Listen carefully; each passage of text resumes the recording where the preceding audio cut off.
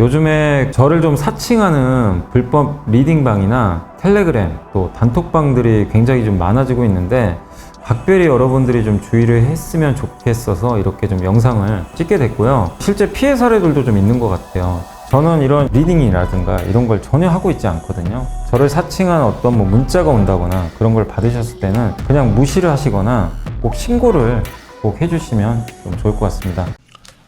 네, 안녕하세요. 염승환 이사입니다. 자, 오늘 2024년 4월 3일 수요일입니다. 그 시장 함께 읽기 시작하겠습니다. 오늘 이제 오전에도 라이브를 좀 했는데 이제 매주 수요일 날 제가 오전 이제 10시 10분부터 라이브를 하거든요. 근데 이제 요새는 또 라이브 할 때는 장이 좋았는데 오늘은 반대로 급락하고 있습니다. 근데 이제 시장이 또 3월 한 달간 많이 올랐고요. 오른 상황에서 미국이 쉬어가고 그러니까 증시가 이렇게 하락하는 이유는 뭐 문제가 생겨서 빠졌다기보다는 이제 금리나 기대감이 좀 많이 낮아지고 있어요. 그게 역설적이게도 미국 경기가 너무 좋아요. 그래서 미국의 10년물 국채 금리가 오르고 있고 그러다 보니까 성장주한테는 부담이 되는 거죠. 그래서 바이오가 많이 빠졌고 거기에 엔비디아도 더는 못 올라갑니다. 최근 엔비디아도 주가가 완전 정체 상태고 거기에 테슬라는 오늘도 급락했고 전기차가 안 팔려요. 어쨌든 많이 안 팔리고 있고 그런 부분들이 2차 전지한테는 당연히 악재가 되겠죠. 예. 이제 그러다 보니까 바이오 2차 전지가 급락하고 있고 또 거기에 반도체까지 엔비디아가 또 힘을 못 쓰니까 AI 반도체가 좀 힘을 잃고 있고 그런 상황으로 이제 전개가 되다 보니까 증시가 힘이 빠지는 거죠. 근데 그나마 중국 이들을 받쳐주니까 중국 경기는 좋아지고 있거든요. 그래서 큰 하락이 지속적으로 나오진 않겠지만 어쨌든 그간 많이 올랐던 증시가 좀 쉬어가는 국면에 진입한 건 분명한 사실인 것 같습니다. 그래서 미국은 특히 미국이 더 부담돼요. 미국은 5개월째 올랐기 때문에 계속 좀 부담스러운 상황이고 한국은 따지고 보면 그렇게 많이 오른 것도 없어요. 그래서 부담은 없지만 이제 미국과 동반해서 조금 쉬어갈 수 있다는 건 염두에 두시고 이런 과정에서 또 기회로 활용하시면 되겠죠. 그래서 항상 기다리면 조정은 오고요. 오를 때 내가 못 샀다고 쫓아갈 필요는 없습니다. 그래서 지금도 전략은 단순합니다. 못 오른 거 중심으로. 그리고 너무 과하게 오른 건 조금 현금화하시고 그리고 실적이 아니라 어떤 테마로 너무 급등한 것도 과감하게 정리하시고 그러니까 좀 옥석거리기를 잘 하셔야 될 것 같아요. 그래서 좀 힘든 장이 한 1, 2주 이어질 수 있고 다음 주 또 총선도 있어서 시장 분위기는 일단 또 선거 보자 이런 분위기도 일부 있는 것 같아요. 그래서 밸류업 관련주도 좀 약하고 해서 한국 시장도 단기 모멘텀이 이제 없는 상황에서 조금 쉬어갈 수 있다는 거 염두에 두시면 좋을 것 같습니다. 그러나 이게 끝은 아니고 또 기회다라고 봐도 될 것 같고요. 자, 오늘 이제 봐야 될 보고서는 네이버 디지털 대성, CJ제일제당, 슈프리마, 미중 반도체 제재 강화 보도 관련 코멘트가 있고요. 이제 미국이 중국 반도체 장비 수출하는 거 우리나라에도 아마 이제 못하게 하려고는 하는 것 같아요. 또 반도체 낸드의 반격. 어제 그래서 낸드주가 급등했다가 오늘은 또 하루 만에 급락합니다. 여행주, 그다음에 CDMO죠. 여기가 이제 삼성바이오나 ST팜 그런 기업들이죠. 그다음 2분기는 연준 풋은 보험이라고 보시면 돼요. 연준 대신에 중국이 좀 받쳐줄 것 같다. 이런 내용이고 이제 방산에 대한 보고서인데 읽어보니까 내용 굉장히 좋습니다. 그래서 이것도 너무 길어가지고 제가 이렇게 좀 나눠서 매일매일 소개해드릴게요. 한번 보시면 꼭 이게 주식 투자 관점만이 아니고 국제 정치를 우리가 한번 배운다라는 측면에서도 되게 괜찮은 것 같아요. 자, 그렇게 해서 한번 오늘 또 방송을 시작해 보도록 하겠습니다. 자, 먼저 오늘 좀 가장 안 좋은 건 2차 전지가 빠진 건 테슬라 1분기 차량 인도 대수가 너무 안 좋게 나왔어요. 원래는 45만 대 차량을 고객한테 인도해야 되는데 38만 대 정도밖에 안 됐습니다. 그래서 이제 각종 이제 미국의 투자은행에서 안 좋게 평가를 한 거죠. 근데 이제 모델 3 페이스리프트 약간 모델 변경이 있거든요. 근데 그거 생산하려고 공장 가동 속도가 늦춰졌고 독일 공장이 좀 문제가 있었잖아요. 그래서 좀 그랬다라고 언급을 했는데 시장은 뭐 그런 거에 반응 안 하고 이거 차 수요 없는 거 아니냐 이제 이거를 더 우려하는 것 같아요. 그래서 도이치뱅크도 예상보다 약한 1분기 인도량은 소비자 수요에 대한 의문을 제기하고 있다. 모건 스탠리는 테슬라는 공급 측면의 문제를 언급했지만 우리가 보기엔 수요 문제다. 2분기에 49만 6천 대 인도를 추정하는데 38만 대 인도했는데 2분기에 저 정도 나올지 잘 모르겠다. 추정치를 낮출 수도 있을 것 같고 또 테슬라에 대해서 굉장히 우호적인 쪽이 댄 아이브스 애널리스트인데 이 사람도 나쁜 1분기를 예상을 안 한 건 아닌데 이는 말로 설명하기 어려운 완전한 재앙이었다. 예. 지금은 테슬라가 뭐 일론 머스크 중심으로 뭔가 반전을 해야 되는데 그렇게 하지 못하면 장기 성장 스토리가 훼손될 수 있다. 요거 역시 이제 김현석 그 한국경제신문 특파원이 이제 매일 시황 올려주시잖아요, 미국.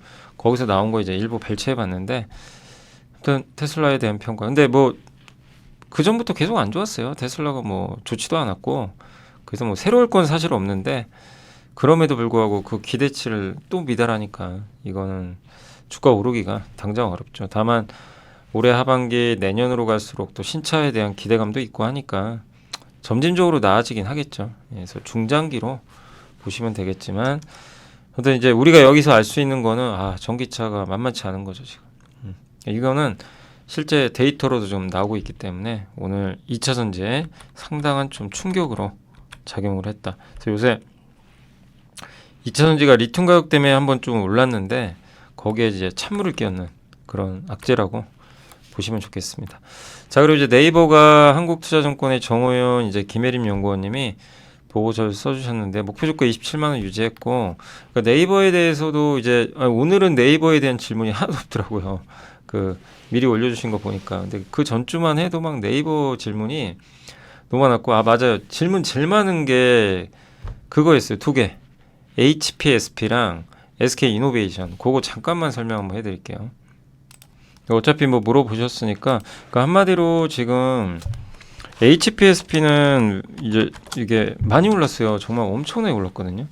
제가 월봉 보니까 저도 이제 워낙 올라가서 최근에는 그렇게 크게 관심 안 가졌거든요. 왜냐면 이미 다 시세가 다 나가지고 독점 기업이고, 근데 여기서 뭐 투자하는 거는 큰 의미는 없다고 생각을 했어요. 왜냐면 이미 주가가 보세요. 여기 10,000원에서 출발해서 한 6, 7배 올랐으니까. 작년에 한참 우리가 이제 분석하고 많은 분들이 물어보셨던 구간이 여기입니다. 여기. 이때 막 조정받으니까 제가 기억나요. 질문 많이들 하시더라고요. 이때. 그때도 이제 EST가 경쟁사인데 이 회사가 이제 HPSP가 만든 고압수소 어닐링 장비 시장에 이제 진출한다. 그때도 막 얘기가 있었죠. 뭐 한 해 만에. 근데 이번에 어쨌든 진출했다는 뉴스가 나왔고, 근데 어쨌든 그때도 이제 독점 깨지는 거 아닌가 그랬는데 그때는 뭐 사실 그렇게 주가에 큰 부담도 없었고, 그리고 그게 될지 안 될지도 모르는 상황이었는데, 근데 결국 그때 이후로 주가는 2배 또 올랐어요. 근데 지금은 상황이 다르다는 거죠. 예. 그러다 보니까 이제 HPSP가 아마 특허 소송 제기도 하는 것 같더라고요. 그래서 이제 HPSP와 이 EST 여기에 대한 이제 어떻게 될지 지금 모르니까 이게 이제 불확실한 거죠. 이 자체가 EST도 여기 보니까 하나증권에서는 이제 이온화 될 것 같다 이렇게 언급을 했습니다. 이온화 될 수도 있다 이런 이제 내용의 언급이 있어요. 그래서 주목해야 된다. 그러니까 HPSP 혼자 있거든요 거의. 근데 이 시장에 아마 들어가는데, 근데 과연 이제 이거를 특허 소송에서 또 만약에 EST가 이길지 HPSP가 이길지 그걸 알 수가 없어요. 그러니까 독점인데, 근데 이원화를 원해요 다들. 왜냐하면 그건 뭐 당연합니다. 하이닉스도 그렇고 한 장비 회사가 독점하길 원하는 건 없어요. 그건 뭐 그게 이 업계의 룰인데, 근데 이걸 아무나 못 만드니까 그래서 독점했던 거예요. 근데 과연 이제 이 특허라든가 이런 걸 가지고 과연 어떻게 결론이 날지 알 수가 없잖아요. 그 제가 이제 아까 상담할 때도 뭐라고 했냐면 HPSP는 조금 당분간은 보수적으로 보는 게 맞는 것 같다. 왜냐하면 그걸 떠나서라도 주가는 이미 올라왔는데 모르잖아요. 어떻게 될지. 근데 진짜로 이원화되면 어떡해요? 만약에. 그럼 뭐 주가 오르기가 쉽지 않죠. 그 EST도 투자하시면 안 되는 게 EST도 투자하면 안 되냐 이렇게 물어보시는데 아니 어떻게 될지 알고요. 예. 어떻게 될지 알고 투자를 합니까? 그죠? 만약에 지면 특허 소송이나 이런 데서 그러니까 어떻게 될지 알 방법이 없어요, 사실 그거는. 그렇기 때문에 또 소송 걸리면 굉장히 오래 갑니다. 그리고 이미 주가도 얘도 보시면 이미 그걸 반영했죠. 작년에 한번 이번에 그러니까 이미 또 어느 정도 선반영을 했기 때문에 되도록 노이즈가 없는 쪽을 보자. 저는 이제 그 말씀입니다. 그래서 HPSP도 EST도 지금은 좀 관망하거나 뭐 이렇게 약간 HPSP도 너무 많이 들고 계신 분들은 일부 현금을 하는 것도 저는 괜찮다. 그냥 뭐 저도 조심스럽지만 그런 생각이 좀 들어서 그냥 말씀드린 겁니다. 제가 틀릴 수도 있고요. 네. 그리고 SK 이노베이션은 뭐 너무 안 좋죠. 뭐 최근에 뭐 근데 어제 이제 SK 엠무브가 굉장히 우량해서요. 윤활유 만드는 회사인데 이거랑 SK온을 합병한다는 얘기가 있어요. 근데 아직은 그 결정된 게 없다 이렇게 얘기가 나왔고 근데 뭐 주가가 더는 뭐 빠지진 않아요. 바닥이에요. 바닥인데 보시면 그냥 제자리 걸음이죠. 근데 이제 엠무브랑 합병을 하게 된다면 기업 가치가 올라갑니다. 왜냐 엠무브가 윤활유로 1년에 한 9천억 벌어요. 돈 많이 법니다. 거기다가 액침 냉각 아시죠? 데이터 센터를 단 거요. 예. 그래서 이제 냉각시키는 건데 그 엠무브가 그 기술 갖고 있거든요. 예. 그래서 굉장히 이제 한때 이노베이션에 이제 그 얘기가 나왔던 거죠. 그래서 만약에 SK 엠무브가 그걸 그러니까 온이 합병을 한다면 당연히 이제 기업 가치는 긍정적일 수 있는 거죠. 근데 아직은 결정된 건 아니고요. 근데 어쨌든 이제 기업 가치 끌어올리려고 지금 노력을 하고 있는 것 같아요. 근데 전기차가 팔려야죠. 뭐 포드도 안 되고 현대차도 어차피 뭐 올해 하반기 돼야 연말 정도 돼야 미국의 전기차 공장 이제 들어가니까 그러니까 이제 내년 보면 괜찮아요. 내년에 이제 현대차가 본격적으로 이제 미국에서 전기차 생산 들어갑니다. 그러니까 결국 시간 문제인데 당장은 쉽지 않은 거죠. 그러니까 이제 그런 걸 좀 말씀드린 거예요. 그래서 예, 아까 이제 이 두 개를 특히 좀 많이들 물어보셔가지고 하나는 뭐 너무 안 좋아서 걱정, 하나는 너무 좋았는데 이걸 지금 이제 약간 리스크가 좀 생겼잖아요. 이걸 어떻게 해야 될까? 이제 그거에 대한 고민인 거죠. 네, 그래서 한번 말씀을 드려봤습니다. 네이버도 이제 네이버 얘기하다 갑자기 그쪽으로 갔지만 네이버도 마찬가지예요. 너무들 많이들 물어보셨고 근데 사실 어떻게 될지 몰라요. 근데 이제 네이버도 오늘 보고서 좀 설명해드리면 일단 매출 성장이 둔화된 거는 맞는 것 같아요. 근데 그동안 계속 고성장할 수는 없어요. 독점 기업이고 근데 광고나 이 시장이 영원히 상승할 수도 없는 거고 그죠? 그래서 국내 광고 시장이 커지는 건 맞아요. 근데 이제 디스플레이 광고, 배너 광고라고 하죠. 그거는 계속 이제 그것도 성장을 하고 있는데 검색 광고도 보다 오히려 더 높은 성장률이지만 지금 경기가 좋지 않기 때문에 광고주들은 이제 저런 디스플레이 광고를 줄일 수밖에 없어요. 브랜드 광고하는 거예요. 그러니까 이 사람이 구매를 하고 안 하고 상관없이 그냥 이렇게 딱 띄워놓는 광고 있죠. 누구나 다 보게. 그런 광고는 잘 안 하려고 그래요. 경기가 안 좋을 때. 그리고 검색을 해서 들어간다는 건 검색 광고는 내가 검색한 다음에 나오는 광고죠. 이 사람은 이제 구매 가능성이 있는 거죠. 이제 그런 쪽에 더 하는 거죠. 근데 문제가 이 검색 광고가 그래서 어쨌든 네이버의 핵심인데 점유율이 줄고 있어요. 아마 구글 쪽이 좀 늘어났나 봅니다. 예, 구글. 그래서 이거를 뭔가 좀 개편을 해서 검색 광고 성장을 다시 올려야 된다.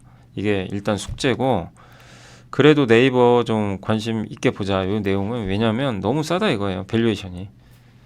리먼 사태 제외하면 역대급으로 싼 주가까지 내려왔습니다. 이건 저도 동의하고요. 그래서 지금 구간에서는 너무 막 고민할 필요는 없고요. 주가가 안 가는 게 문제죠. 그 전자상거래 시장은 성장하고 있습니다. 다시 성장률 올라왔거든요. 예. 근데 중국 직구 때문에 막 안 좋다 보는 시각도 있지만 아직은 그렇게까지 볼 필요 없는 게 중국 직구 플랫폼들이 광고하거든요. 근데 거기에 알리 같은 경우도 네이버에 뭐 광고한다는 얘기도 있었고 실제 메타나 구글이 이런 중국 회사들이 광고를 엄청 해가지고 돈을 좀 벌었어요. 네. 메타나 이런 알리가 광고할 때 어디다 하겠어요? 이런 이제 페이스북, 인스타, 구글 같은 데 하는 거죠. 그 실제 기여했다. 그들 업체들이. 그래서 국내에도 이런 수혜를 받을 수 있는데 근데 그런 건 하나도 주가에 반영 안 되죠. 그냥 온갖 악재만 반영 되죠. 전자상거래 침투율 상승하고 있고 성장률 돌아섰고 중국 회사들, 요게 알파벳, 메타에 반영된 거. 네이버는 바닥까지 왔고. 그러니까 지금은 다만 AI나 검색 광고에서 뭔가를 보여줘야 되는데 아직 그건 없잖아요. 근데 그때까지 시간은 걸리겠지만 어쨌든 지금은 악재만 반영됐거든요. 그래서 지금 상황에서는 기회 구간이다. 다만 이제 주가가 제대로 가려면 성장을 보여줄 뭔가가 나와야 됩니다. 근데 그게 아직은 없어요. 안 보여요. 없는 게 아니라 보이지 않는 거죠. 그러니까 뭔가 모멘텀이 하나 생겨야 됩니다. 그래서 좀 약간 아직은 답답할 수 있다는 것만 좀 염두에 두시면 좋겠습니다. 그게 뭐가 될지 모르지만 이제 나온다면 주가가 한번 크게 움직이겠죠. 근데 아직은 그게 보이질 않네요. 그러니까 시간이 좀 걸린다라고 생각하시면 되겠고요. SK증권의 나승두 연구원님은 디지털 대성 호법 강남 대성 기숙학원, 여기가 이제 굉장히 좀 유명한 기숙학원으로 알려져 있고 유중 참여해서 추가 아마 지분 확보하는 것 같고요. 이감, 여기가 국어 그 참고서 같은 거 있잖아요. 아마 그런 거 만드는 회사로 알고 있는데 지분 추가 인수, 이 공시는 제가 예전에 한번 소개해드렸던 것 같아요. 그래서 이 두 개로 아마 올해 실적 성장 나올 것 같다. 호법 강남대성 기숙학원은 의대간을 운영하고 있는데 요새 이제 이 의사들 파업 때문에 이제 정원 문제 뭐 이런 것들이 있잖아요. 그래서 정부가 이제 의대 정원 이제 증원하는 거죠. 그래서 정규교육 이제 커리큘럼상 840명 이게 여기가 정원인데 이제 의예과, 의약, 학계열 이렇게 합치니까 거의 절반, 그러니까 153명과 315명이 이쪽 계열에 합격을 한 거죠. 그러니까 의대 입학에서 명문으로 꼽히고 있다고 합니다. 근데 이제 지난해부터 증축공사 해가지고 올해 상반기에 끝나면 최소 30% 이상이 더 수용될 수가 있고요. 그리고 요즘에 이제 의대 관련 수요가 지금 많아지고 있죠. 그래서 아마 모멘텀이 될 것 같다 이런 내용이고, 고등학교 부분은 이제 메가스타랑 경쟁하는데 패스라고 한 번 결제하면 그 19만 원인가 20만 원인가요? 그 저희 딸도 이번에 이제 저는 뭐 저희 딸한테 뭐 특별히 뭐 이거 해라 저거 해라 얘기는 안 하는데 그냥 본인이 알아서 자기는 보통 메가스터디들 많이 하는 것 같은데 저희 딸은 또 갑자기 너 그 마이맥 패스하고 싶다고 그래가지고 그거 결제해가지고 하거든요. 그래서 이제 집에서 이제 온라인으로 공부하고 있던데 그게 이제 요거예요. 패스 상품인데 요게 아마 19만 원이었나? 제가 알기로는. 근데 저게 되게 저도 깜짝 놀란 게 저거 한번 결제하면 1년 동안 1년 정도 아마 모든 과목을 다 수강할 수 있더라고요. 그러니까 사실 이제 교재비만 들어가는 거예요. 그 굉장히 이제 그 학생들 입장에서는 비용 부담이 주는 거죠. 하나를 저것만 결제하면 1년 내내 내가 원하는 선생님 강의를 들을 수가 있는 거죠. 그래서 이제 유료 회원수도 올라가고 있고, 그리고 학생 1인당 이제 월 평균 교육비, 우리나라는 뭐 교육률이 엄청나니까 그래서 다른 건 아껴도 자녀 교육비는 인색하지 않습니다. 그 뭐 누구나 마찬가지죠.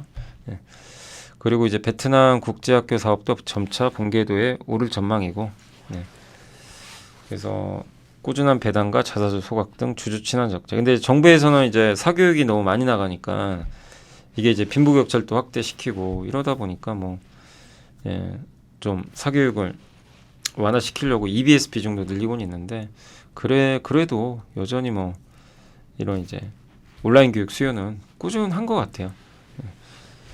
그리고 올해 이제 아까 그 기숙 학원이라든가 이런 게 있으니까 그래서 주주환원도 있고 해서 주가도 싸고요. 그래서 가치주로 보시면 되겠고, 배당 수익률은 작년 정도 배당금 주면 제가 계산해 보니까 3% 나오고요.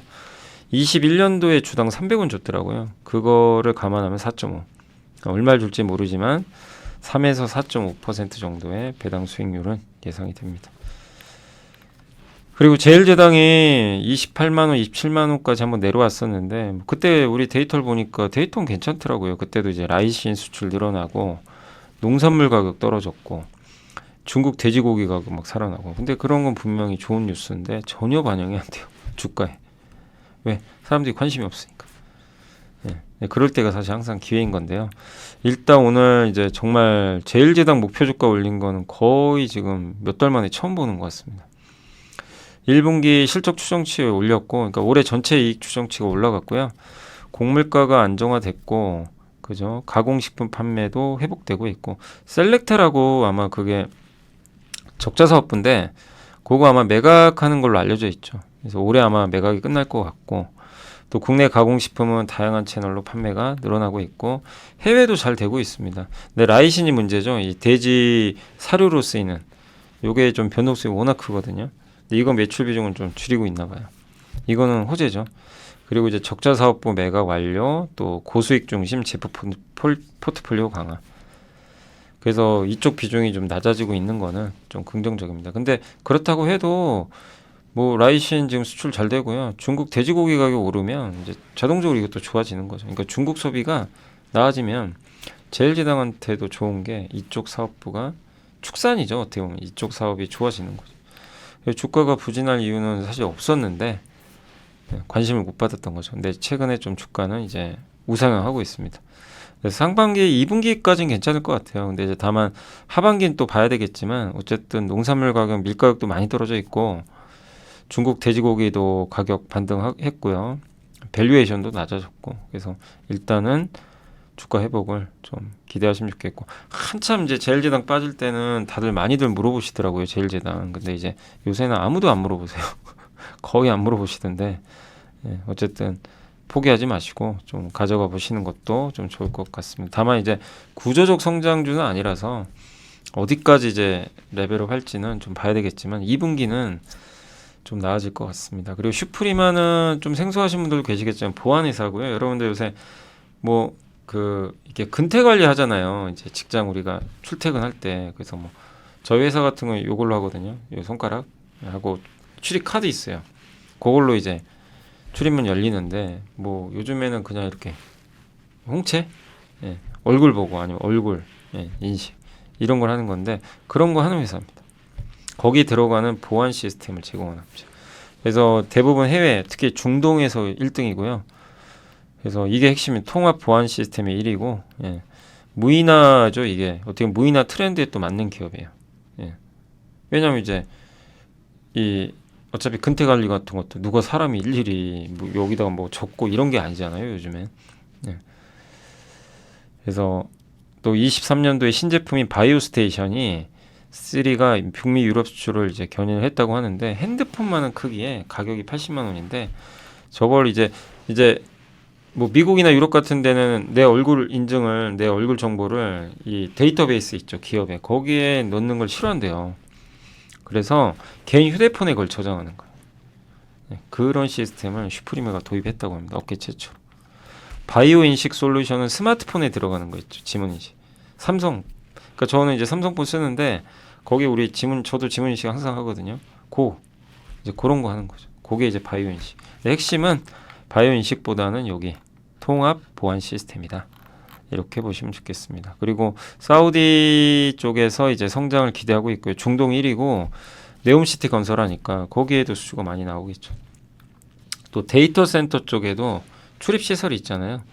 그래서 에퀴닉스라는 회사랑 일본 최대 인터넷 기업 제트홀딩스 데이터 센터도 수주를 했다고 합니다. 그래서 AI 데이터 센터 수요 늘어나니까 거기 이제 보안 관련해서도 들어갈 것 같고 국내 사업도 플라스틱 카드나 이런 게 이제 폐지가 되면서 바이오 인증으로 많이 바뀌고 있다고 합니다. 그리고 현대차, 카카오 같은 대형 기업 고객의 수주도 증가하고 있고요.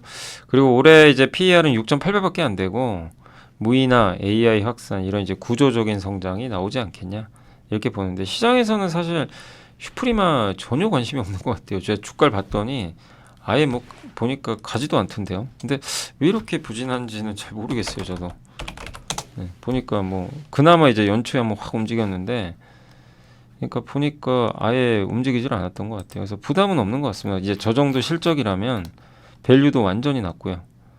그냥 발바닥까지 가 있고 다만 이제 이 회사가 이게 성장을 할까? 왜냐하면 23년에 역성장했거든요. 그러니까 야 이거 성장 이제 끝난 거 둔화되는 거 아니야? 이제 이런 우려가 있는 것 같은데 다만 이제 올해는 성장. 그러니까 결국 뭐죠?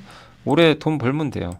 성장을 보여주면 주가는 자동으로 올라가겠죠. 재무 구조는 굉장히 좋아요. 부채가 거의 없어요. 부채가 거의 없는 상황이고 ROE도 두 자릿수는 없고 다만 이제 요게 이제 이런 좋은 실적이 올해 나올지가 관건이 될 것 같고 그리고 한 가지 이 회사 아쉬운 게 배당을 안 주네요. 배당이 왜 없죠? 그죠? 주주환원이 없어서 그런가? 네, 돈 잠깐만요. 이 회사가 순연금이 꽤 될 텐데. 제가 여기 이제 네이버 들어와 봤거든요. 여기 순부채 있죠? 순부채가 마이너스 851억이니까 순현금이 851억 있어요. 시가총액의 절반이 순현금이니까 그죠? 예, 순현금은 꽤 있는 편입니다. 예. 근데 왜 배당을 안 주죠? 저도 이유는 모르겠네요. 예. 배당이 잠깐만요. 아니 현금이 있는데도 배당을 안 주는 건 좀 약간 이해하기 힘든 부분인데 잠깐만요. 배당. 그죠? 여기 배당이 없네요. 그죠? 여기 없어요. 지금 보니까 과거에 배당을 준 적도 없어요. 예. 근데 왜 안 주죠? 혹시 한번 궁금하신 분들은 물어보시고 아니 배당만 줘도 주가 좀 괜찮을 것 같은데 그리고 잠시만요. 이사의 경영진단이 분석 의견 경영진단 2015년에 인적 분할에서 설립됐다. 바이오인식 기술에 기반해서 응용사업과 물리적 보안 통합 보안 시스템 아까 나왔던 그 내용이죠. 23년 세계 경제는 우크라이나 전쟁의 장기화, 이스라엘 하마스 전쟁, 실리콘밸리 은행 파산 이런 이제 혼돈 속에서 고물가 고금리로 경기 침체가 있었다. 그래서 고전했다. 이런 어려운 환경에서도 그래도 우리는 매출 5.9% 증가했고 다만 이제 영업이익은 연구개발비 같은 판관비가 증가해서 좀 감소했다. 예, 이렇게 좀 나와 있는 것 같습니다. 그리고 영업이익률을 중요하게 생각하는데 영업이익률은 17.6%로 좀 감소했다. 그러니까 한마디로 회사가 좀 연구개발비를 좀 쓴 것 같아요. 뭐 이런 거는 나쁘지 않다고 봅니다. 그게 이제 나중에 매출이 증가하면 돌아올 수 있겠죠.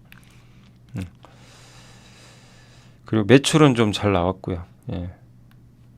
그리고 작년에 출시한 3세대 얼굴인식 바이오스테 아까 설명해드린 바이오스테이션 3가 시장 반응이 뜨겁다고 합니다. 여기 나와 있네요. 사우디에서 대형 프로젝트 수주가 증가했고 실적 턴어라운드를 보인 4분기에는 데이터 센터형 매출 증가, 해외 대형 프로젝트 수주 등 영향으로 매출액이 증가했다. 올해 경기 회복에 대한 기대감도 높다. 또 작년에 클라우드 출입 인증 매니지드 서비스를 출시해서 일본에서 큰 방향을 일으켰다. 또 삼성 갤럭시 S23 모델 판매가 증가하면서 거기 이제 지문인식 그 100% 종속 범위 슈프리마 AI는 얼굴 인식 모듈 이걸 갖고 있나 봐요. 그래서 요거를 AI 영상 분석 솔루션 큐 비전이라고 하는데 요거를 AI 회사로 입지를 한번 굳히고 싶다. 그러니까 슈프리마 AI라는 자회사가 AI 이제 영상 분석 쪽으로 아마 사업을 하려고 하는 것 같습니다. 그래서 이 회사 이제 제가 읽어보니까 방향성은 되게 좋은 것 같아요. 그러니까 한번 추적해볼 필요는 있어요. 다만 이제 실적이나 작년에 실적 감소했는데 과연 올해 실적이 좋아질지 한번 보시고 항상 여러분들이 그 사업 보고서 보시면 여기 보면요 이사의 경영 진단 및 분석 의견이 있어요. 1년에 한 번 내는 사업 보고서엔 저거 반드시 들어갑니다. 저거 읽어보면요 이제 회사 이사진들이요 자기 회사 성적표를 평가해요. 아 우리 회사는 이렇게 해서 이렇게 됐고요. 올해는 어떨 것 같습니다. 앞으로 사업은 이렇게 하겠습니다. 이걸 다 적어줘요. 일단 저거는 내가 주주라면 무조건 볼 필요가 있어요. 어떤 기업이든 간에 여러분이 갖고 계신 기업은 사업 보고서 들어가서 자, 이 사진이 지금 무슨 진단하고 있는지 한번 꼭 읽어보세요. 거기에 답이 또 의외로 많이 나옵니다. 경영 실적에 대한 것도 나와 있고 예. 신규 사업 나와 있죠. 여기 슈프리마 AI 법인을 설립했다. 이런 게 이제 좀 더 궁금하면 회사에 전화해서 요거 사업 좀 더 자세히 설명해달라 하면 되는 거죠. 작년에 10억 매출 나왔대요. 이게 인공지능. 근데 과연 이제 이게 얼마나 실적이 나올지 10억이면 아직은 좀 미미한 거니까 네. 이렇게 보시면 될 것 같습니다. 그리고 차입금 100만 원 외에 외부 조달 자금은 없다. 그러니까 회사가 리스크는 별로 없어요. 근데 그게 저는 좀 궁금하다 이거죠. 왜 배당 안 주죠? 그걸 저도 잘은 모르겠네요. 네. 한번 그거는 확인해 보시면 좋겠습니다. 아무튼 이게 신제품 바이오스테이션. 자기 이제 얼굴을 넣는 거예요. 이제 거기 회사 거기다 넣기 싫으니까 이제 핸드폰 같은데 예. 그런 것 같습니다. 개인의 휴대폰에서 저장 관리할 수 있다. 자, 그리고 이제 미중 반도체 제재 강화 보도 관련 코멘트인데 다울투자증권의 고영민 연구원님이 이제 이게 뉴스가 나왔어요. 이제 조금 이제 연산 칩, 비메모리는 14나노, 메모리는 18나노 이하 칩 수출 제한에 해당된다고 하는데 그러니까 한국 정부에 요청을 했대요. 그 중국에 수출하지 마라 반도체. 그러니까 해당 언론은 향후 규제 영향을 받을 수 있는 후보 회사로 삼성전자, 하이닉스, 한미반도체 주석. 그럼 자기네들도 하지 말라고 해야죠. 왜? 이건 좀 그렇지 않나요? 미국도 그렇고 일본도 그렇고 규제하는 건 맞는데 여전히 반도체 장비가 들어가거든요. 중국에도. 예. 근데 자기네들부터 먼저 단속해야 되는 거 아닌가요? 예. 근데 어쨌든 지금 이렇게 지금 언급이 나와서 이게 진짜인지 모르겠고, 근데 작년에도 계속 언급이 되었던 수준이래요. 그 이미 우리나라 회사들은 저 제재 범위에 포함되지 않은 19나 20나노용으로 수출을 하고 있다고 합니다. 그러니까 저게 실제로 시행이 돼도 큰 영향 없는 거고요. 예. 근데 뭐 대선 결과는 봐야 되겠지만 참 3년 내내 저런 얘기가 있었대요. 근데도 소부장 회사들이 잘 판로를 뚫어서 영향은 없었다. 그래서 오히려 이런 걸로 인한 주가 하락 발생하면 매수 기회로 활용하자. 그래서 주성 엔지니어링을 제 선호주로 적어주셨고요. 또 반도체 관련해서 이제 낸드 가격이 오른다. 그러니까 이제 제일 안 좋았던 게 낸드인데 낸드 가격이 그 SSD라 그러죠. 우리 보통 노트북이나 PC에 요즘에 이제 저장 장치로 하드 대신에 SSD라는 이제 그 낸드 플래시를 꽂죠. 그래서 뭐 1TB까지도 나오는데 저도 이제 PC에 그 SSD가 꽂혀 있거든요. 저도 이제 하드 안 쓰거든요. 예. 왜냐면 굉장히 빨라요, 저게 로딩 속도가.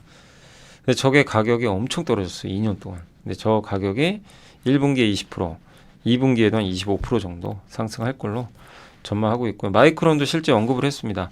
AI 말고 일반적인 서버 수요도 회복이 되고 있고 재고 정상화되고 내년에 견조한 수요 나올 것 같다. 델 컴퓨터도 AI 수요가 이제 BAI까지 자극한다. 그 추론 영역으로 넘어가니까 우리가 텍스트로 뭘 하잖아요. 물어보잖아요. 근데 그 답 주는 게 추론인데 이 추론 영역이 동영상 이제 이런 이미지까지 넘어갑니다. 그러면은 이걸 하기 위해선 저장 수요가 굉장히 많이 필요하거든요. 그래서 서버에서도 저장도 해야 되고 그래서 낸드 수요는 늘어날 수도 있다. 예. 그래서 낸드가 2년 연속 30%대 가격 하락했기 때문에 이렇게 올라도 여전히 싸다고 합니다. 그래서 AI 서버 구매로 여기에 필요한 SSD 수요도 증가할 거고 영상 음성 수요 늘고 예. 그러니까 텍스트보다는 더 큰 저장 용량을 요구하는 거죠. 당연히. 하반기로 갈수록 이익률 개선 효과 더 커져서 AI랑 이제 전통 레거시 전통 반도체가 동반되는 사이클 같다. 이렇게 보고 있습니다. HBM은 내년까지도 공급 부족하고요. 예. 그리고 그러나 뭐 낸드 가동률이 막 급격히 오르고 낸드 투자를 이제 업황 좋아지니까 하고 이건 아니고요. 다만 이제 업황은 좋아지는 거죠. 그래서 낸드주도 치약은 좀 지나간다라고 보시면 돼요. 그래서 어제 낸드주가 좀 올라간 거 이제 이런 내용들 때문입니다. 근데 오늘은 좀 빠졌죠 다시. 하나증권의 이기훈 황지훈 연구원님이 여행 좋은 시작. 1분기 송객수 성장률이 27에서 30% 정도 나왔고요. 판가 모두 100만 원대로 유지 중이라고 합니다. 전통적 성수기고 중국 회복. 사실 요새 여행주가 좀 다시 또 많이 빠졌어요. 근데 지표는 괜찮다고 합니다. 하나투어는 사상 최대 실적 예상하고 있고요. 퍼도 많이 떨어졌다. 하나는 1분기 역대 최대 실적이고 송객수 늘었고요. 패키지 판가가 일본 동남아는 좀 싼 편이잖아요. 이제 장거리보다. 그럼에도 105만 원이라고 합니다. 굉장히 높은 거죠. 매출액, 매출 전환율, 수요 판가 모두 좋다. 이제 중국까지 들어온다. 하나투어는 이제 매각설이 부각되고 최대 주주가 근데 인수한 지 한 4년차 되니까 뭐 가능성은 있는 것 같다고 본 것 같고요. 그러나 또 주당 5,000원 배당했거든요. 그러다 보니까 이제 배당락 나오고 주가가 한번 급락을 했습니다. 네, 펀더멘탈은 바뀐 게 없어요. 이게 중요한 거죠. 펀더멘탈이 망가져서 주가 빠지는 건 문제가 있어요. 근데 그건 아니에요. 모드투어도 실적 좋을 것 같고요. 중국. 근데 그리고 모드투어 리츠 매각 마무리. 코로나 구간 누적된 적자로 당분간 유효세율. 그러니까 세율을 좀 어떻게 보면 깎아준 것 같은데 이게 5%로 낮은 세율을 유지할 거라고 합니다. 해외 출국자 늘고 있죠. 네. 그리고 월별 송 패키지 패키지 이렇게 늘어났어요. 그러니까 저도 사실은 이 패키지 여행 많이도 안 가실 줄 알았는데 그게 아니더라고요. 생각보다. 그 옛날에는 일본 많이 갔죠. 근데 지금은 확실히 동남아를 많이 가요. 예, 동남아가 비율이 훨씬 커졌습니다. 일본하고. 요게 좀 특징적인 것 같습니다. 그래서 이게 사실 하나투어나 한번 보시면 요새 좀 주가 많이 빠졌더라고요. 저도 이제 투어들 보니까 그죠. 근데 많이 오른 것도 있어요. 사실 보면. 그러니까 항상 말씀드리는 게 오를 때 안 하면 돼요. 기다리면 또 좋은 기회가 오는 거죠. 하나투어. 네. 근데 막상 이렇게 또 빠지면 하기 싫죠. 네. 하기 싫어. 원래 사람 심리가 그렇습니다. 안 갈 때는 관심 갖고 싶지 않고 예. 빠지면 뭔가 악재 있는 것 같고 근데 이제 빠질 때 보셔야 될 게 회사에 뭐 펀더멘탈 문제인지 단지 뭐 약간 수급 문제인지 뭐 아니면 뭐 배당락 같은 문제인지 뭐 이런 걸 보는 건데 펀더멘탈 요 보고서에 의하면 문제 없는 것 같아요. 자 그리고 이제 CDMO죠 위탁 생산 그래서 이건 미래에서 나온 보고서인데 미국은 지속적으로 중국을 규제하고 있고요. 뭐 지금 상원 국토안보위원회에서 생물보안법이 통과됐고 저는 상원 통과한 줄 알았는데 그건 아니더라고요. 예. 그러니까 상원 하원 통과하기 전에 그 일단 먼저 안보위에서 요거를 처리를 한다고 합니다. 이제 법안을 올리는 거죠. 근데 그건 통과가 됐고 아마 이제 상원 하원 이제 법안 통과 투표 들어가겠죠. 그래서 중국 특정 바이오 기업 인민해방군과 연계된 베이징 유전체 연구소 그룹 여기가 우시 계열이죠. 그래서 우시바이오, 우시앱텍, 우시 XDC 요 세 개 회사가 대상이고 미국 비중이 높은 기업들입니다. 그래서 이걸 제재하면 여러분 같으면 여기다가 맡겼다면 저 회사보다 이제 다른 쪽으로 공급망 바꾸려고 그러겠죠. 그러니까 약간 2차 전지랑 비슷한 거예요. 근데 이게 쉽게 끝나겠냐 이거죠. 그러니까 미국은 제조업을 부활시키고 해요. 싶어 해요. 근데 중국이 하고 있는 거 이런 걸 다 깨부시려고 하는 거죠. 배터리, 그다음 반도체 아예 못하게 하고 그리고 반도체 공장 미국에 짓게 만들고 배터리 공장 마찬가지고 바이오까지 미국이 지으라 이겁니다. 한마디로. 예. 이 얘기는 뭐냐면 미국에 저 위탁 생산 공장 지으라는 얘기예요. 한마디로. 예. 그다음 히토류 뭐죠? 그 광물 이거 중국 거 하지 말고 저기 캐나다나 이런 데 이용하자. 아니 미국에 폐배터리 시설 지어라. 뭐 이렇게 나오는 거죠. 대부분. 그런 데서 관련된 기업들은 우리가 꾸준히 관심 가질 필요가 있어요. 근데 그 중에 하나가 바이오인 거죠. 예. 그러니까 미국의 제조업 부활에 이유도 좀 하나 있는 거죠. 예. 그래서 삼성바이오로직스나 ST팜한테 기회죠. 왜냐면 이들과 경쟁하니까. 특히 우시앱텍은 올리고 뉴클레오타이드라고 하는데 요거 같은 경우는 ST팜하고 경쟁하거든요. ST팜한테 기회가 생긴 거고 삼성바이오랑 우시바이오는 실제로는 경쟁이 그렇게 세진 않습니다. 우시바이오는 제품 출시 전에 임상할 때 삼성바이오는 이미 나온 제품 있죠. 승인 다 받고 상업화 이쪽이에요. 그러니까 좀 경쟁 안 하지만 그러나 우시가 장기적으로는 삼성바이오로직스 사업까지 잠식하려고 좀 목표로 하고 있어요. 삼성한테는 부담이죠. 근데 그거를 마치 반도체랑 똑같은 거죠. 막아준 거예요. 예. 그러니까 삼성바이오로직스는 이제 경쟁력이 더 부각되겠죠. 또 ST팜한테도 기회. 또 이거 말고도 겹치는 회사가 그 저번에 다른 회사 보고서에 나왔던 거지만 동아소시홀딩스, ST젠이라는 자회사 있거든요. 거기도 있고. 또 한미약품도 그 CDMO 시설 갖고 있잖아요. 예. 그러니까 한국의 바이오 기업들한테는 이게 플러스 될 수 있는 이 CDMO는 위탁 생산하는 업체들한테는 기회가 될 수 있는 부분이고 ST팜이 최근에 좀 급락하고 있지만 뭐 오팡이나 이런 건 바뀐 건 없습니다. 네. 그래서 공장 증설했고 중국 규제, 유럽 자회사 장기 수혜 가능성 높아지고 있다. 네. 또 ADC라고 하는데 이제 항체 접합, 항체에다가 약물 붙여가지고 암세포 타겟하는 거거든요. 요거 이제 레고캠 바이오가 하는 거죠. 근데 ST팜이 요 레고캠 바이오랑 요 CDMO 계약을 또 그러니까 저거를 만들 때 ST팜이 만들어주는 거예요. 그러니까 한마디로 파운드리 업체예요. 반도체로 따지면 설계는 너네 레고캠 바이오가 설계하면 ST팜을 만들어주고 약간 이런 관계죠. 그래서 이런 것도 우리가 좀 눈여겨봐야 될 부분입니다. 그래서 저는 굉장히 TAM을 많이 말씀드리죠. 토탈 어드레서블 마켓 최대 시장 규모가 커지는 거. 그 중에 하나가 이게 최대 시장 규모는 정체돼 있더라도 만약에 CDMO가 정체돼 있어요. 근데 이 안에서 중국이 50% 갖고 있는데 중국을 이제 없애려고 그래요. 그럼 중국 대신에 누군가 들어오죠. 그럼 이것도 TAM이 늘어나는 거죠. 새로운 시장이 열려버리는 거죠. 한국한테. 마치 방산 회사들이 해외 수출하면서 방산이라는 게 비슷한데 거기에 우리나라가 이제 갑자기 해외가 열려버린 거죠. 그런 것도 TAM이 그러니까 항상 머릿속에 큰 흐름을 볼 때요. TAM이 늘어나는 시장인지를 한번 잘 좀 고민해 보시면 좋겠습니다. 자, 그리고 하나투자의 한상희 연구원님이 가치주에서는 최선호했던 에너지 대신에 산업재 소재 중국이 좀 괜찮아질 거라고 좀 보고 있는 것 같고요. 그다음에 반도체도 AI 쪽보다는 이제 전통 반도체 그래서 마이크론이 신고가 간 거, 웨스턴 디지털이 급등한 거. 최근 3월 20일에서 4월 2일까지 마이크론이 압도적으로 엔비디아를 이겼어요. 32, 엔비디아 1. BAI야. 근데 이게 마이크론도 사실 주가 많이 오른 건 HBM 효과가 좀 있어요. 그래서 엄밀히 따지면 AI 효과가 없다고는 할 수는 없어요. 예. 웨스턴 디지털은 AI랑은 사실 크게 관련 없죠.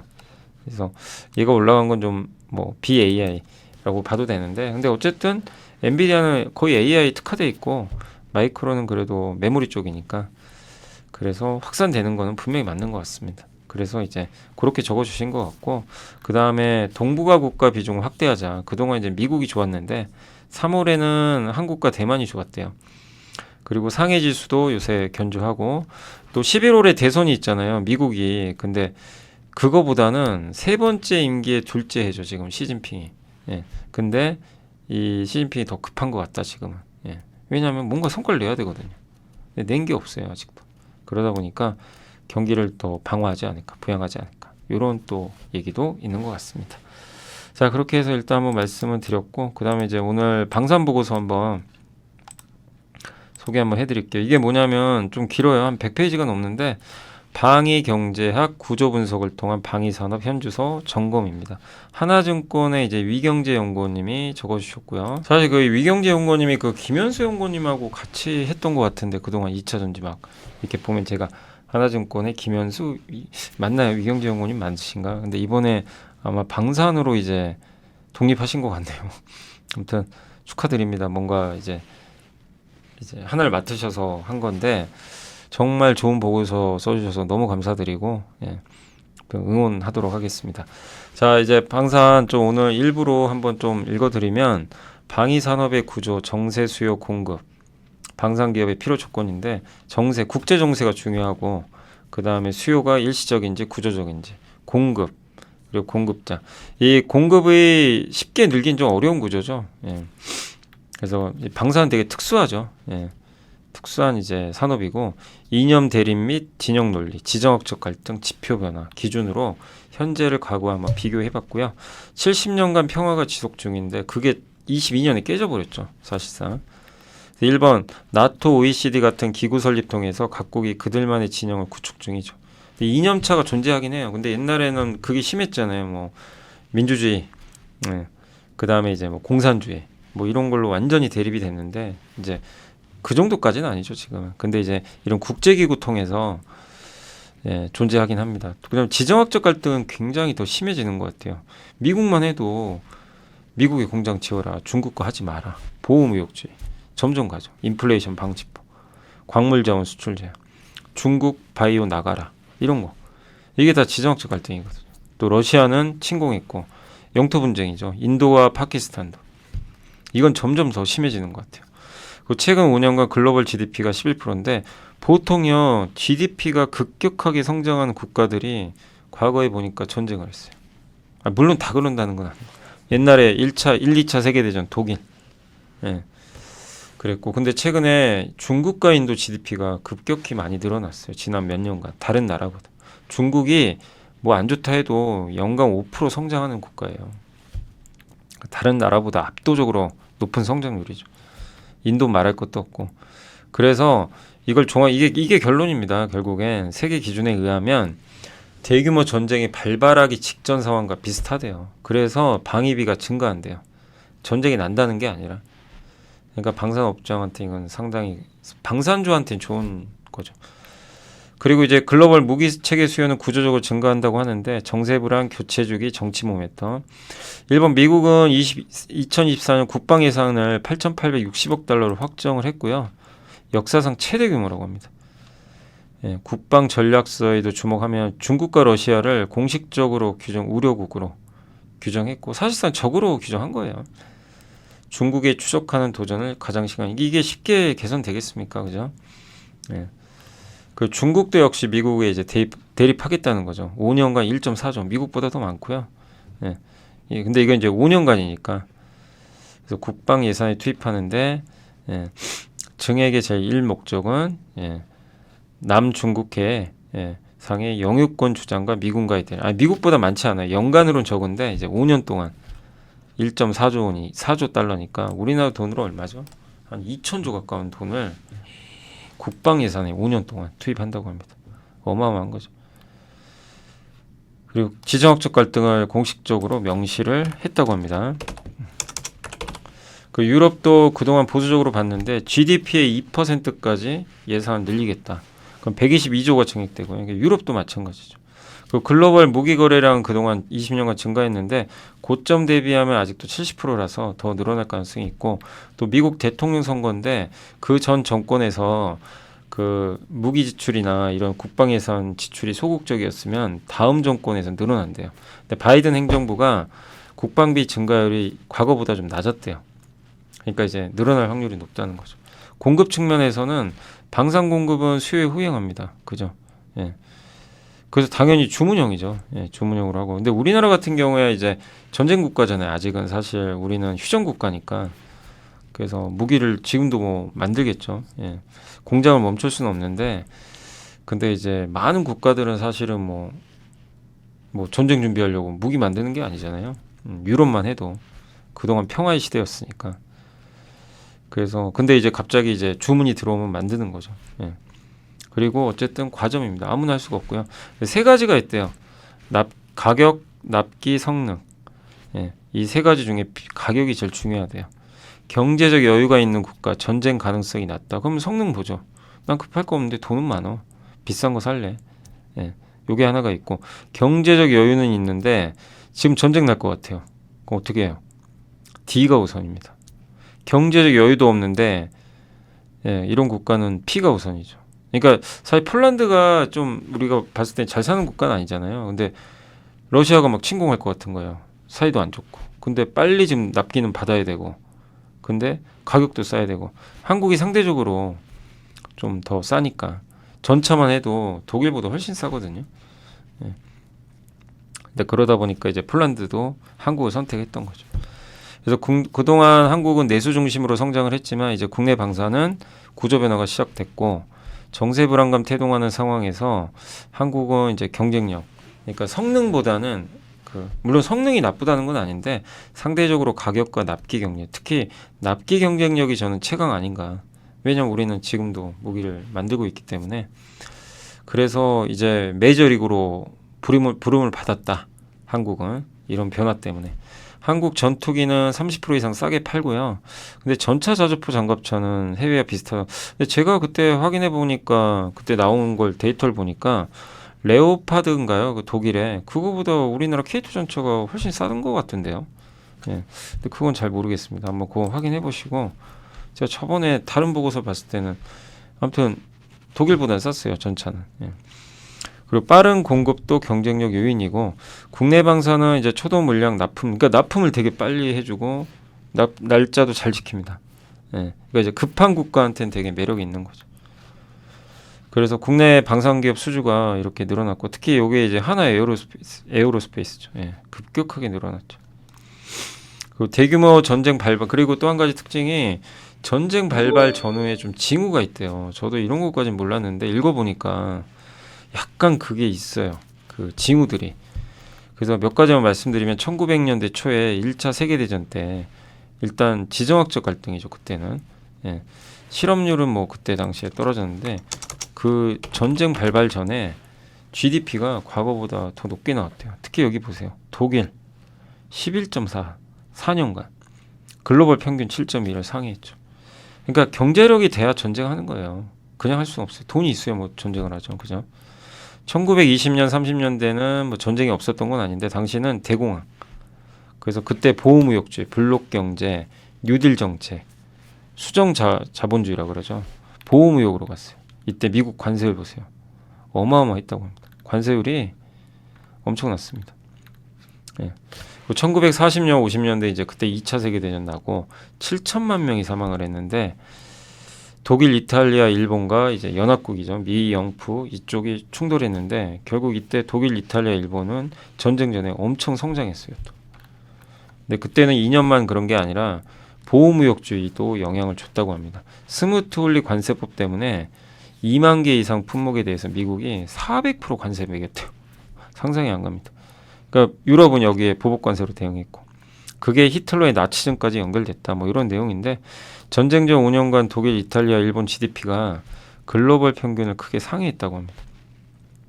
그래서 보면 5년간 이 상승률 보세요. GDP 40.2, 17.4, 27.9 압도적으로 높죠. 글로벌 평균이 17.1인데 이탈리아가 좀 비슷한 편이고 그 6.25 전쟁과 베트남 전쟁은 이건 명확한 이념 대결이고 한 나라끼리의 대결이죠. 이제 남북한 베트남도 이제 남북이 갈라져 있었죠. 그래서 거기서 근데 거기에 이제 미국과 러시아의 대립까지 있으면서 전쟁이 확대됐죠. 그 1990년대 이후로는 이제 평화의 시대가 지속이 됐고 미국 아프가니스탄 전쟁 그리고 나서 이제 9.12 테러 그것 때문에 이제 그 탈레반이라 그러죠. 알카에다 이쪽과 이제 미국 간의 갈등. 그러면서 실제로 그때 미국이 국방비 지출을 크게 늘립니다. 이 보세요. 늘리죠. 급격하게. 그러니까 뭔가 명분이 있어야 사실 늘리거든요. 그게 생겼던 거죠.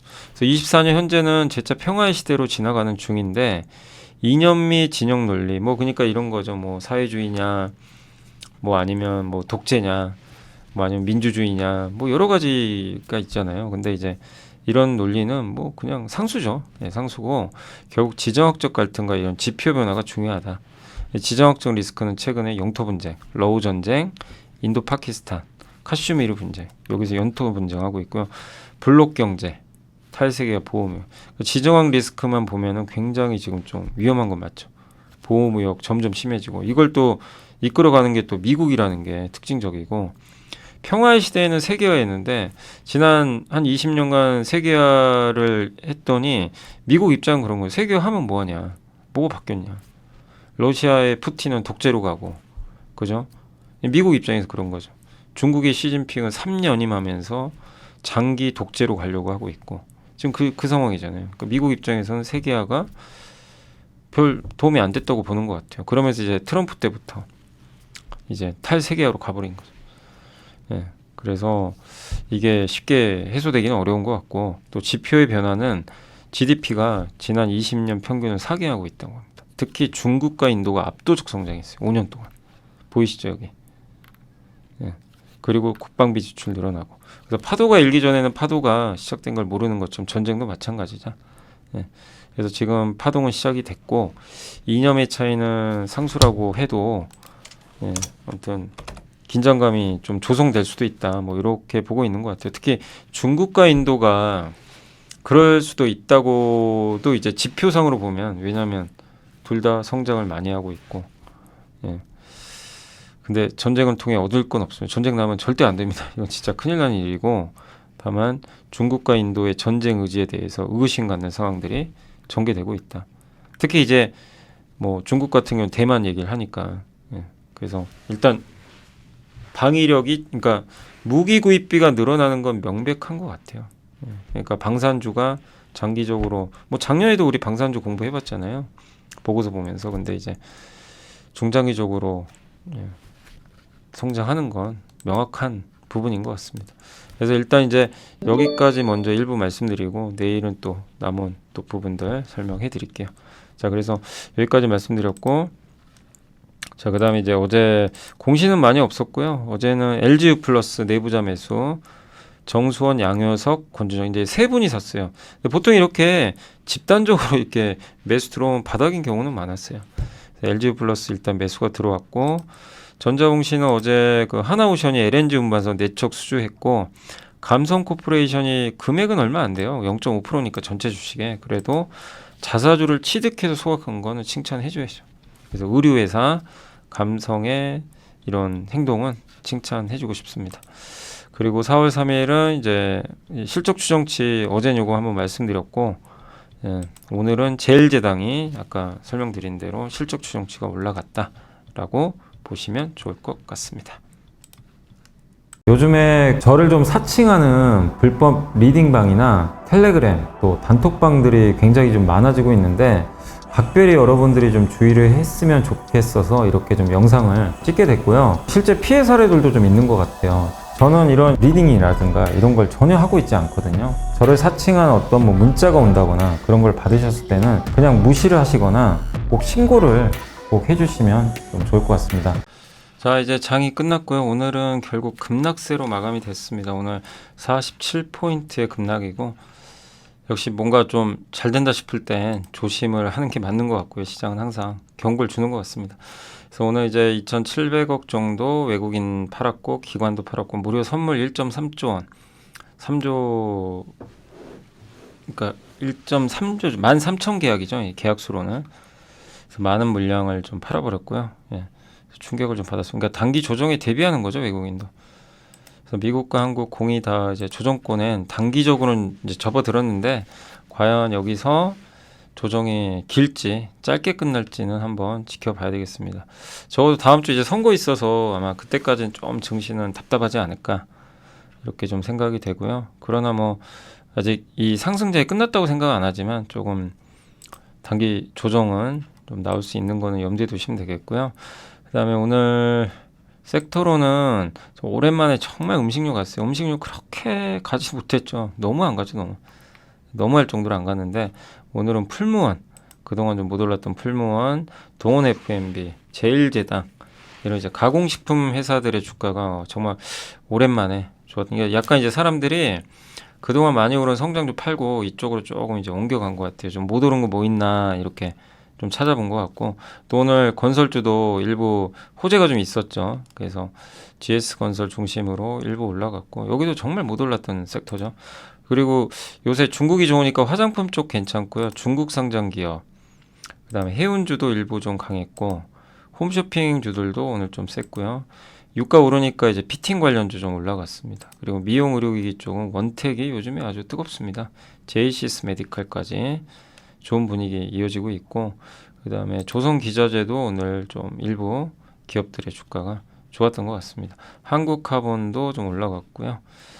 그리고 면세점, 그러니까 한마디로 중국 쪽 괜찮아요. 지금 중국과 소비와 관련된 기업들의 주가 좀, 그러니까 화장품도 오늘 좀 올랐죠. 그리고 오늘은 그때 기억하시죠? VT도 많이들 물어보시더라고요. 그러니까 그때 막 많이들, 그러니까 VT도 워낙 좋다고 하니까 막 여기저기서 뭐 잘 팔린다 이러니까 이제 투자하신 분들 상당히 많았는데, 결국 어떻게 됐죠? 그때 여기서 많이들 물어보셨죠. 근데 이제 결국엔 또 이렇게 언제 그랬냐는 듯이 주가가 또 신고가를 경신한 것 같습니다. 아무튼 보유하신 분들은 좀 좋으실 것 같고요. 본누도 최근에 조금 올라옵니다. 그러나 뭐 이렇게 모든 뭐 이런 회사들이 다 오른 건 아닙니다. 예. 그리고 오늘 화장품 쪽에서는 뭐 화장품은 그래도 LG생활건강은 또 안 좋았네요. 예, 상대적으로 좀 좋진 않았던 것 같습니다.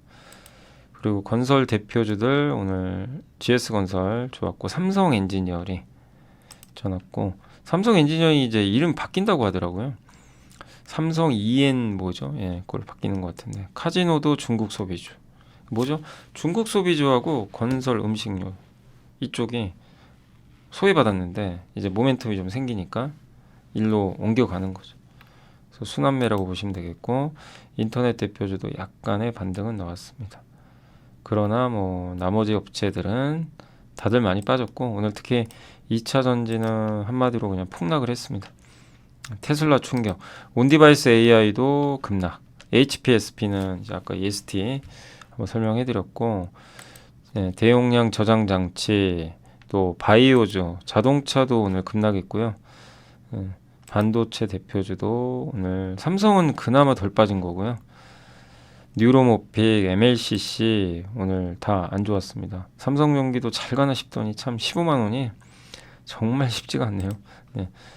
그리고 풍력주도 금리 충격 받았고 AI 관련주, 뭐 아이폰 관련주, 네. 가상현실, 태양광까지 다 오늘 안 좋았던 것 같고요. 초전도 그 한화는 물적 분할하는 것 같더라고요. 근데 어쨌든 오늘 사업부 좀 일부 분할이 있었던 것 같습니다. 공시가 나왔고 그리고 근데 이제 주가는 올랐습니다. 그래도 3D 낸드 쪽 오늘 좀 쉬어갔고요. 전선주도 오늘은 쉬어갔습니다. 그러니까 많은 이제 그동안 올랐던 주도 기업들은 다 거의 다 빠졌어요. 오른 게 없습니다. 다 18억회 끝이 났고 하락 종목이 오늘 거의 800개에 달할 정도로 압도적으로 시장은 충격을 받았다라고 봐야 될 것 같습니다. 오늘 보면 코스닥에서는 에코프로 계열사가 다 급락했고요. 엔캠만 올랐어요. 그리고 이오테크닉스는 오늘 또 독보적으로 반도체에서 좋았던 것 같습니다. 9%나 폭등했고 휴젤이 4%, 그리고 삼천당 제약이 이틀째 급락을 했고 알테우제는 그래도 오늘 조금 바닥은 좀 찍은 모습으로 약간 버텨줬고요. 그리고 솔브레인 홀딩스, 그러니까 한마디로 전액 회사들은 오늘 분위기는 좋았던 것 같습니다. 반면에 뭐 다른 2차 전지는 다 안 좋았고요. 반도체 급락, 피부 미용 회복됐고 화장품 좋았고요. 중국향 반도체 기업들도 오늘 조금 안 좋았던 것 같습니다. 그리고 코스피는 일단 밸류업 관련주들 최근에 다 빠지고 있고 오늘 오른 거는 네이버 크래프톤밖에 없어요. 상위 종목 중에 다 빠져버렸어요. 그러니까 오늘은 그냥 다 초토화됐다. 특히 2차 전지가 너무 안 좋습니다. 2차 전지가 다 급락했고 포스코 그룹주 또 에코프로 그룹주 다 급락을 했고요. 바이오도 오늘 급락했습니다. 제약주도. 그다음에 LG노텍도 오늘 다시 충격을 받았고 방산주도 오늘 좀 많이 빠졌죠. 아까 그 하나 에어로스페이스가 영향을 좀 받다 보니까 빠졌고 CJ 오늘 올랐고요. 그리고 GS 약간 일부 정유죠. 음식료 그런 쪽은 좀 반등을 했던 것 같습니다. 그래서 오늘 이제 전체적으로 시장은 아무튼 뭐 다 빠졌어요. 그냥 다 빠졌다고 보시면 되겠고 음식료, 중국 소비주, 뭐 화장품, 뭐 이런 쪽 면세점, 카지노 여기에 관련된 일부 기업들만 그나마 좀 선전했다. 2차 전지가 제일 많이 빠졌고 그리고 반도체도 안 좋았다 라고 생각해 주시면 되겠습니다. 그러니까 한마디로 주도주가 쉬어가면서 시장은 한 번에 조정을 받았고 그러나 또 기회가 오는 거 아닌가 그런 생각은 하고 있습니다. 2700을 좀 깰 수는 있어요. 그러나 그런 걸 또 두려워하지 마시고 내려가면 기회고 2800에 근접하면은 부담되고 지금 약간 그런 장세로 시장을 봐주시면 좋을 것 같습니다. 항상 강조드리지만 놓친 기업 투자하지 마시고 기다리면 오고요. 항상 분석을 끝냈어도 주식 투자할 때는 이미 올라간 거는 절대적으로 투자를 안 하셨으면 하는 말씀을 다시 한번 전해드리도록 하겠습니다. 자, 오늘 이제 방송은 여기서 좀 마무리하도록 하겠고요. 오늘도 이렇게 시청해주셔서 감사드리고 좀 장 빠지면 항상 좀 짜증 납니다. 좋을 건 없죠. 빠져도 좀만 빠지지 참 46포인트가 뭡니까 이게 참 급락을 해가지고 좀 힘든데 내일도 좀 조정은 나올 것 같아요. 지금 분위기 상으로는. 근데 내일은 나오더라도 좀 제한적인 조정 정도로 끝나지 않을까 이렇게 판단은 하고 있습니다. 그리고 삼성전자도 많이들 물어보시는데 이제 이게 올라오니까 팔고 싶으신 것 같아요. 근데 제 생각에 아직은 가는 과정이 있어서 너무 급하게 대응하실 필요는 없는 것 같고 조금만 더 지켜보시면 어떨까 이렇게 말씀은 드리도록 하겠습니다. 자, 오늘 고생하셨고요. 저는 또 내일 뵙겠습니다. 감사합니다.